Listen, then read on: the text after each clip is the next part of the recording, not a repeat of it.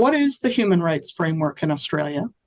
Well, that's a great question because we have, I guess, what you might call a slightly patchy framework. Despite Australia having signed on to all of the international human rights treaties, in terms of its domestic laws to uphold, to protect and to fulfil those rights, we really don't have at a federal level, at a national level, a single document that sets out those rights and how we can enforce them. Instead, at the federal level, we have rights that can be found in different pieces of law. So, for example, we do have a federal privacy law that provides some of the protections that we need to have for privacy rights. We have citizenship laws and we have discrimination laws federally, which set out some of our rights as citizens and some of our rights, for example, in relation to protection from discrimination. At the state level, so we also have the states and territories, some of the rights that we have in international law are really dealt with by the states rather than the Commonwealth. So things like the right to education, the right to health, those are responsibilities of our state and territory governments, and that's where we would look for any sort of law that upholds those rights. And again, in most parts of Australia, it's pretty patchy.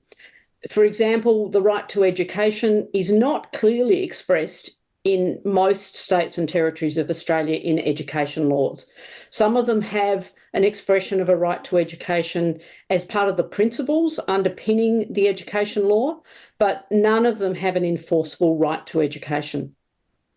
So that's the case for most parts of Australia. But in the ACT, the Australian Capital Territory, Victoria and Queensland, there has been a significant shift, and that is because those states and territory have actually passed a law, a human rights law, that sets out in similar detail to the international law the rights that everybody in those states and territory have as a result of them being human in those places. So there's a Victorian Charter of Rights and Responsibilities, an ACT Human Rights Act, and a Queensland Human Rights Act.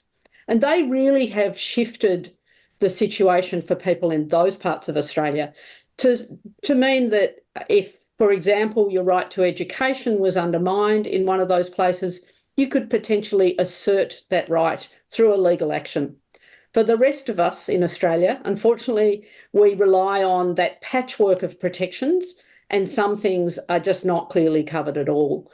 So that's a real problem for Australia as a signatory to those international treaties, that it has failed to enact a single charter or human rights bill that covers all of us across Australia.